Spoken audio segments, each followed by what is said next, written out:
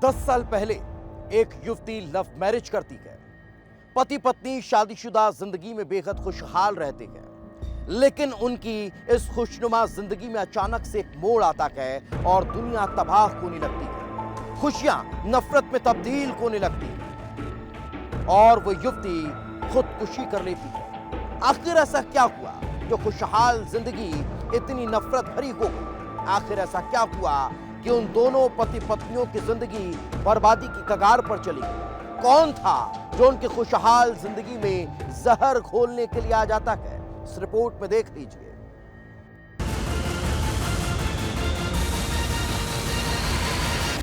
तारीख 30 जून, जगह कनाडिया इंदौर, समय शाम 7 बजे, वादा सुसाइड। इंदौर के कनाडिया इलाके का छोटा सा गांव खत्री खेड़ी। धीरे धीरे शाम ढल रही थी, लेकिन इसी दौरान एक घर में कुछ होने वाला था। कोई अपनी जान देने वाला था।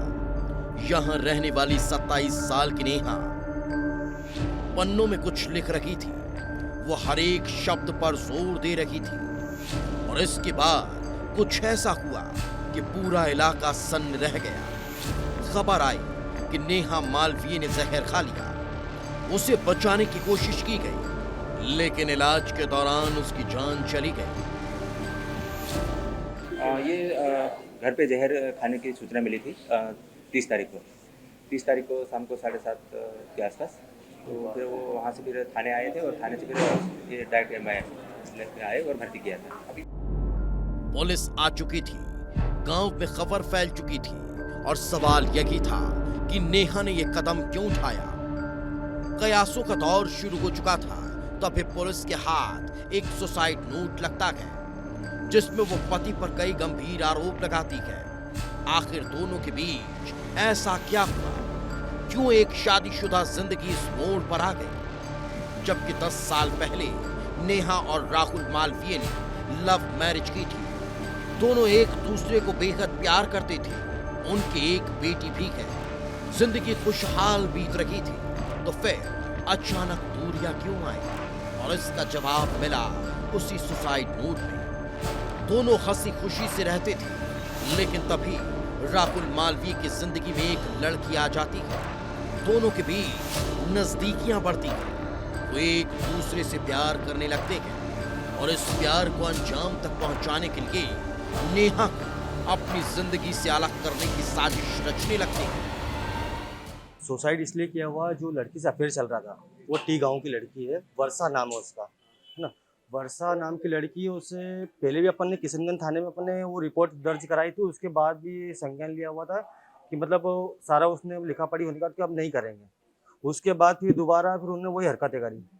वो एक लड़के से कम से कम 10 लड़कियों से बात करता है। उसका मेरे पास प्रूफ है, वीडियो से चैटिंग है, सारी चीज़ मेरे पास प्रूफ है। बहुत दिनों से वो लड़की के पीछे प्रताड़ित कर रहा था और उसको आत्महत्या करने पे मजबूर कर रहा था वो। और 4-5 दिन से उसको मारकूट कर रहा था। ये लेने गया तो इसको भी मारा। फिर उसकी मम्मी को बुला रहा था कि तुम समझा के जाओ, तुम समझा के जाओ। उसकी मम्मी समझाने गई। इनके आपस में थोड़ी सी उसकी मम्मी के ऊपर बहसबाजी होने लगी, तो लड़की बोलने लगी, तो लड़की का गला दबाया और लड़की को भी मारा और उसकी माँ को मोगरी से मारा।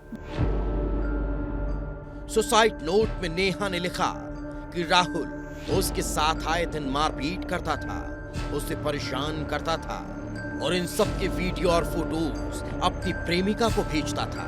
नेहा के साथ मारपीट करते हुए वीडियो भी पुलिस को मिले।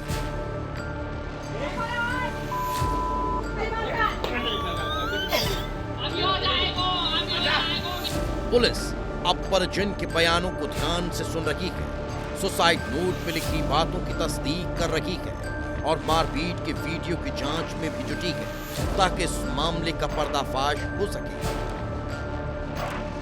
30 साल से कम उम्र है। नवविवाह होने से तहसीलदार साहब के द्वारा पंचनामा बनाया गया है और इसकी जांच चल रही है। जो भी है वो पारिवारिक मैटर बता रहे हैं। नेहा मालवीय के दर्दनाक कहानी ने हर किसी को झकझोर दिया।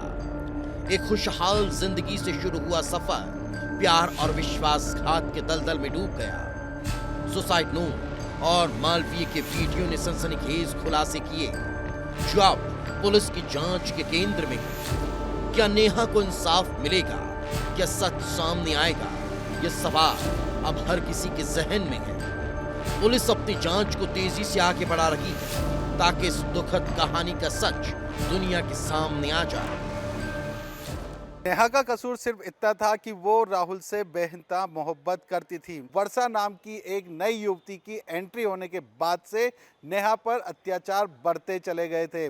वह नेहा को घर से भगाकर वर्षा को लाना चाहता था। में जब उस पर इल्जाम लगाए गए तो उनसे दुखी होकर उसने अपनी जीवन लीला समाप्त कर ली। सुसाइड नोट और परिजनों के बयान के आधार पर मामले की जांच की जा रही है और यह भी माना जा रहा है कि आने वाले दिनों में जांच के बाद पति राहुल के खिलाफ पुलिस एफआईआर दर्ज कर सकती है।